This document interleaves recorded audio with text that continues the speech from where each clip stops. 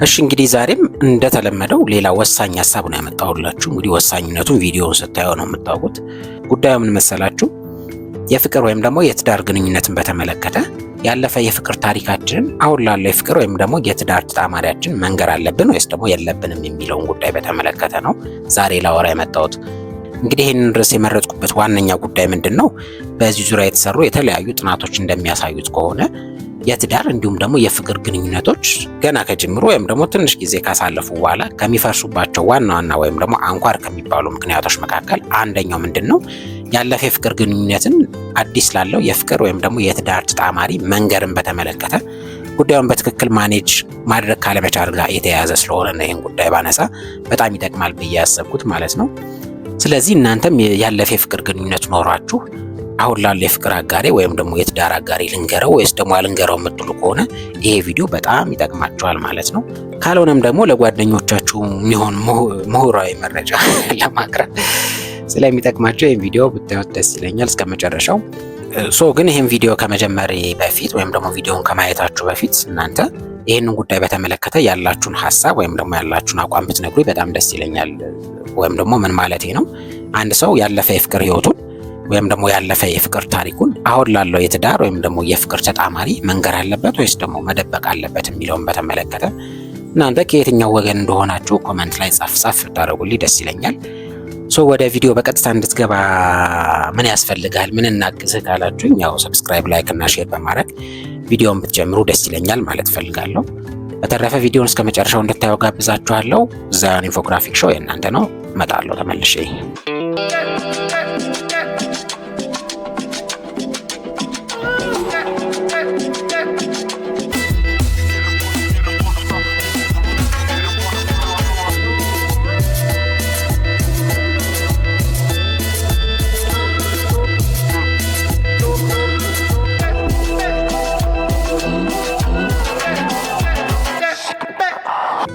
ቅድም እንዳልነው ያለፈ የፍቅር ታሪክ አሁን ላለ የትዳር ወይም ደግሞ የፍቅር ተጣማሪ መነገር አለበት ወይስ ደግሞ መደበቅ ነው ያለብን የሚለውን ጉዳይ በተመለከተ እንግዲህ ሁለት ጎራ ነው ያለው። አብዛኞቹ ጥናትና ምርምሮች እንዲሁም ደግሞ የስነ ልቦናና የስነ ማህበረሰብ ጥናት ባለሙያዎች የሚሉን ምንድነው መነገር አለበት ነው። መነገር አለበት ሲባል ግን በቅድመ ሁኔታ ወይም ደግሞ ከግምት ሊገቡ የሚገቡ ጉዳዮች መኖራቸውን እንዳትረሱ። እሱም በኋላ አነቃቃላችኋለሁ። የተቀሩት ደግሞ ምንድነው አረ መነገር የለበትም በቃ እኮ ያለፈው ታሪክ ያለፈ ነው መዘጋት አለበት ይሄ አዲስ ህይወት ነው የሚሉ ሌሎች ግሩፖችም አሉ። ግን የሚበዙት መነገር አለበት የሚሉት ናቸው። እኛ ግን ይሄን ጎራ ለየብቻ ከማየታችን በፊት በመሰረታዊነት እነዚህን ጥናትና ምርምሮች መሰረት በማድረግ በአጠቃላይ ያለፈ የፍቅር ታሪክ ወይም ደግሞ ያለፈ የፍቅር ህይወታችን አሁን ላለው የትዳር ወይም ደግሞ የፍቅር ተጣማሪያችን ቢነገር የሚኖሩ ጥቅሞች አሉ፣ እንደገና ደግሞ የሚፈጠሩ ጉዳቶች አሉ። ስለዚህ እነዚህን ከእያንዳንዱ ሁለት ነገር ነጥብ ነሳ አድርገን እንየው። ቢኮዝ ዝም ብሎ በጥቅሉ ይጠቅማል ወይም ደግሞ አይጠቅምም የሚል አርጊውመንት ወይም ደግሞ ክርክር ከማቅረብ መረጃ ማቅረብ ስለሚሻል ማለት ነው። እንግዲህ በግልጽ ብንነገር ወይም ደግሞ ለምሳሌ እናንተ ያለፈ የፍቅር ያልተሳካ የፍቅር ታሪክ ኖሯችሁ እንደገና እሱን አልፋችሁ አሁን አዲስ የፍቅር ግንኙነት ወይም ደግሞ የትዳር ህይወት ውስጥ ከገባችሁ ስላለፈው የፍቅር ታሪካችሁ ለአሁኑ የትዳር ወይም ደግሞ የፍቅር ተጣማሪያችሁ ብትነግሩ የምታገኙት ጥቅም ወይም ደግሞ የሚደርስባችሁ ጉዳት እንደማለት ነው። አይ ቲንክ ከፖዚቲቭ ነገሩ ብንጀምር ይሻላል ከጥቅሙ ማለት ነው። እንግዲህ ስላለፈ የፍቅር ህይወት በግልጽ መነጋገር የሚሰጠው የመጀመሪያው ጥቅም ምንድነው? በደንብ መተዋወቅ ማስቻሉ ነው። ቢኮዝ እንግዲህ የሰው ማንነት አጠቃላይ የዛሬው ብቻ ወይም ደግሞ እኛ ከፍቅር ግንኙነት ከጀመርንበት ቀን ጀምሮ ወደፊት ያለው እድሜ ብቻ ተቆጥሮ አይደለም የሚመዘነው። ነገር ግን የትላንት ሂስትሪ ወይም ደግሞ ታሪኩም በጣም ኢምፖርታንት ነው ያንን ሰው ለማወቅ ማለት ነው። እንግዲህ የአንድን ሰው ወይም ደግሞ የፍቅር ወይም ደግሞ የትዳር ተጣማሪያችንን ያለፈ የፍቅር ህይወት በምናውቅ ጊዜ ወይም ደግሞ ስለዛ በደንብ መረጃው በሚኖረን ጊዜ ያንን የትዳር አጋራችን ወይም ደግሞ የፍቅር አጋራችንን በደንብ ለማወቅ እድል ይሰጠናል ማለት ነው። ያለፈ ህይወቱ ምን ይመስል ነበር፣ ግንኙነቱ በምን ቆመ፣ ከዛ ውስጥ የሚወዳቸው ነገሮች ምን ነበሩ፣ ሴትም ከሆነች እንደዛው ማለት ነው። ስለዚህ ይሄ አንድ በተጨማሪነት ያንን የፍቅር ተጣማሪያችን ወይም ደግሞ የትዳር አጋራችን ልናውቅ የምንችልበት እድል ይሰጠናል ማለት ነው። ስለዚህ የመጀመሪያው ጥቅም በደንብ ለመተዋወቅ ማስቻሉ ነው ማለት ነው። ሁለተኛው ጥቅም ደግሞ መተማመን ያስችላል።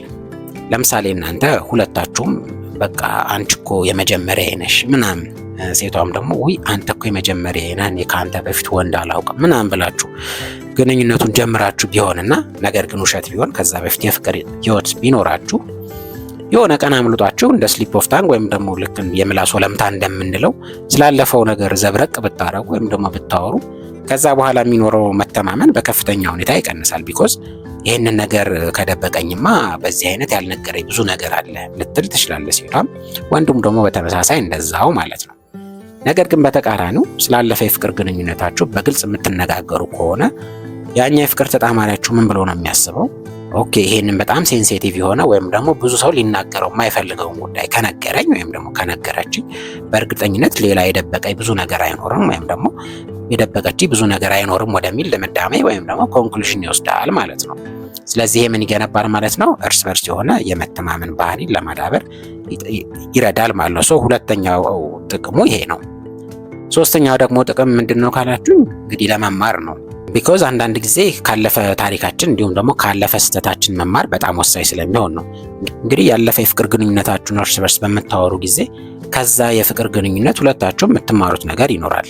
በዛ ግንኙነት ጊዜ በጣም አላስፈላጊ የነበሩት የፍቅር ባህሪያት ምን ነበሩ? የፍቅር ግንኙነቱ እንዲፈርስ ያደረጉት ጉዳዮች ምን ነበሩ?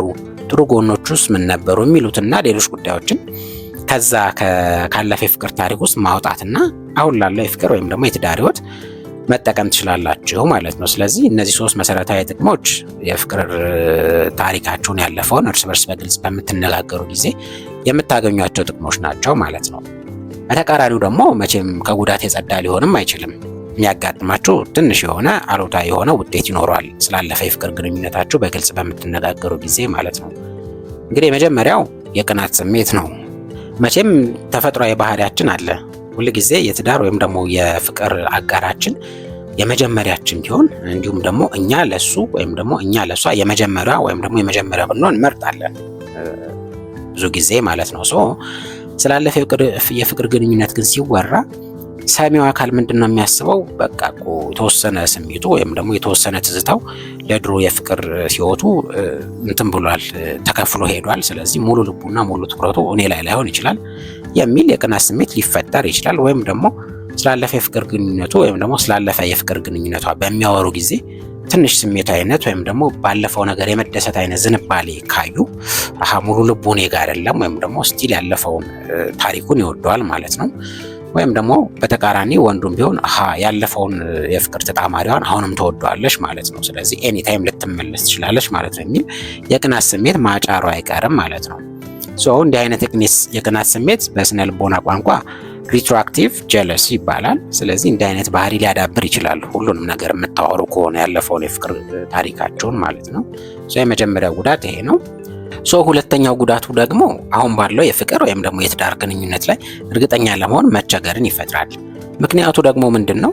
ለምሳሌ ከሁለቱ ተጣማሪዎች መካከል አንደኛው ቢሆን ለምሳሌ ወንዱ ቢሆን ያለፈ የፍቅር ታሪክ ያለው ስለ ታሪኩ በሚያወራ ጊዜ ግንኙነቱ በዛ ሰዓት በጣም አሪፍ እንደነበር፣ ብዙ ሰው ይቀናባቸው እንደነበር፣ እንደው ካይን ያውጣችሁ እያለ የሚመርቃቸው ሰው ብዙ የነበረ እንደሆነ ቢያወራ ሴቷ ምን ልታሰብ ትችላለች? እንግዲህ ያንን የመሰለ የፍቅር ግንኙነት ከፈረሰማ ይሄም እኮ ሊፈርስ ይችላል ወይም ደግሞ ኤኒ ታይም ወደ ድሮ ፍቅር ሊመለስ ይችላል የሚል አይነት በአሁኑ የፍቅር ግንኙነት ላይ እርግጠኛ የመሆን ስሜትን ለማዳበር መቸገር ውስጥ መግባቱ አይቀርም። ያ ጥሩ የነበረ የፍቅር ግንኙነት ከፈረሰ የአሁኑ ኤኒ ታይም ሊፈርስ ይችላል የሚል ስጋት ስለሚፈጥር በአሁኑ ግንኙነት ኢቨን ትዳር ተመስርቶ እንኳን ቢሆን እርግጠኛ ለመሆንና በቃ ይሄ ስቴብል ነው ወይም ደግሞ የተረጋጋ ነው ብሎ ለመደምደም ሊያስቸግር ይችላል ማለት ነው። ስለዚህ እነዚህ ሁለት ዋና ዋና ጉዳቶች አሉት ማለት እንችላለን ማለት ነው። እንግዲህ ቅድም ወዳልነው ስንነሳ ምንድን ያልነው የተወሰኑት ጥናትና ምርምሮች እንዲሁም ደግሞ የስነ ልቦናና የማህበረሰብ ጥናት ባለሙያዎች የሚሉን መነገር የለበትም በቃ ያለፈ ታሪክ ነው ሰው መደበቅ አለበት ነው የሚሉት።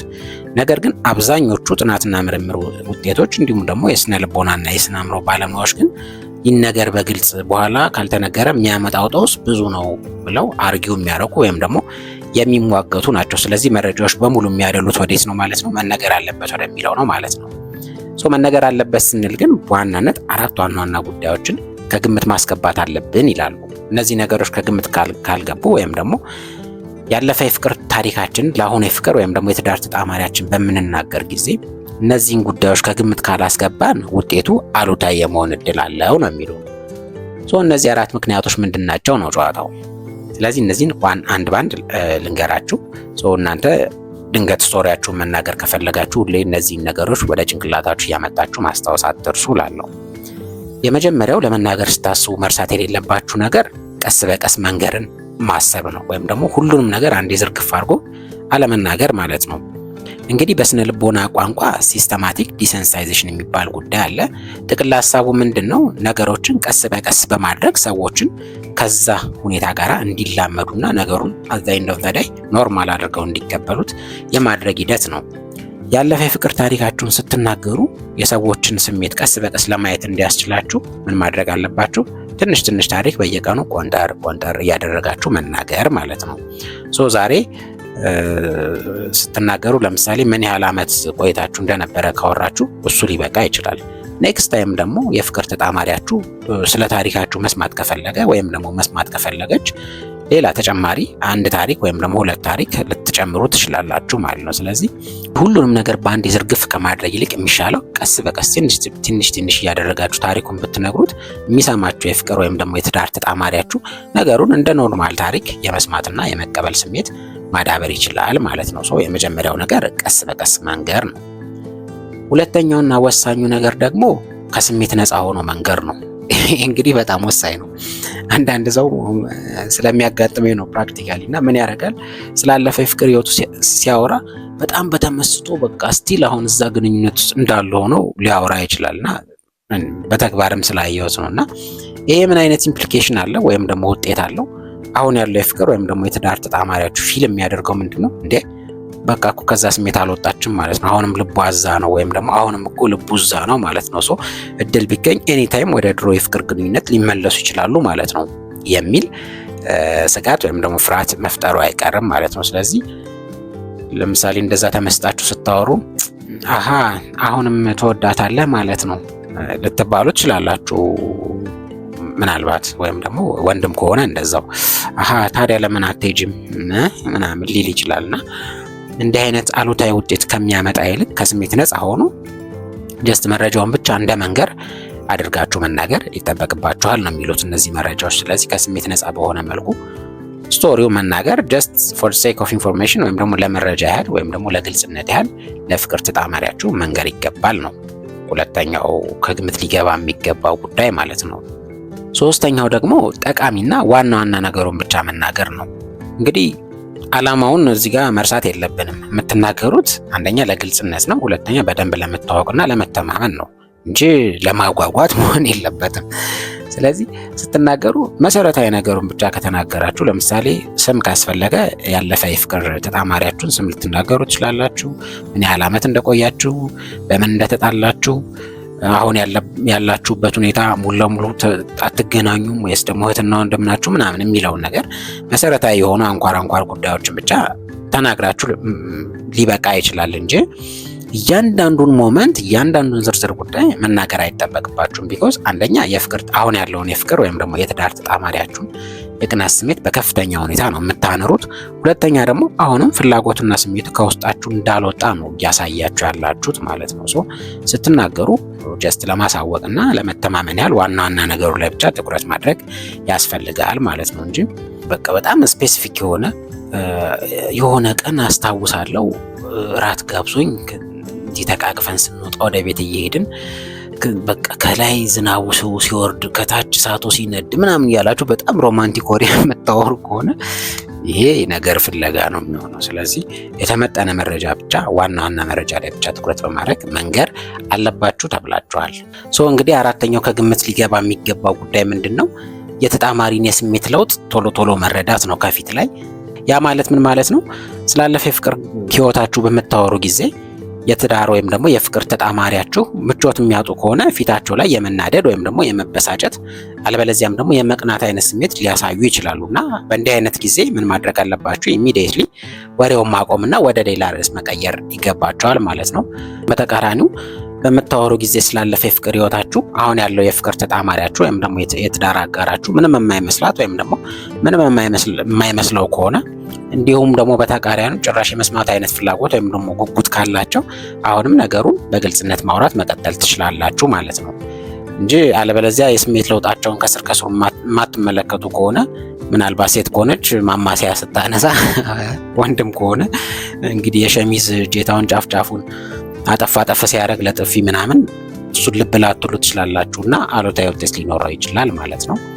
በጥቅሉ እንግዲህ የበፊት የፍቅር ህይወታችሁ ሳይበረክትላችሁ ቀርቶ አዲስ የፍቅር ግንኙነት ውስጥ ከገባችሁ እንግዲህ የድሮውን የፍቅር ታሪክ መናገር ወይም ደግሞ አሁን ላለ የፍቅርና የትዳር ተጣማሪያችሁ ማውራት ይመከራል ወይም ደግሞ ይበረታታል። ግን ሁል ጊዜ አሁን ያልናቸውን 4 ዋና ዋና ጉዳዮች በጭንቅላታችሁ ማስቀመጥ ይገባል ወይም ደግሞ ከግምት ማስገባት አለባችሁ ማለት ነው። እንግዲህ ቪዲዮው የጠቀማችሁ ይመስለኛል። ሰብስክራይብ፣ ላይክ እና ሼር በማድረግ ቪዲዮውን ብትጨርሱ አበረታታለሁ። ያው ቪዲዮው ላይ ለብዙ ሰው እንዲደርስ ማለት ነው። አያላረግም ምናምን ደግሞ ሰብስክራይብ ምናምን ይላል እንዴ ምናምን ካላችሁ ወደፊት ታረጋላችሁ ስታምኑበት። ለማንኛውም የዛሬውን ቪዲዮ በዚህ አብቅቻለሁ። በሌላ ጊዜ ደግሞ ቆንጆ ቪዲዮ አመጣላችኋለሁ። ሀሳብ አስተያየታችሁን ሁሉ ጊዜ እንደምለው ኮሜንት ሴክሽን ላይ ያሳውቁኝ። በሌላ ቪዲዮ እስከምንገናኝ ጊዜያችሁ በሙሉ ያማረ ይሁንላችሁ። መልካም ጊዜ በያላችሁበት። ዛዮን ኢንፎግራፊክ ሾው የዛሬውን አብቅቻለሁ። መልካም ጊዜ። ባይ ባይ።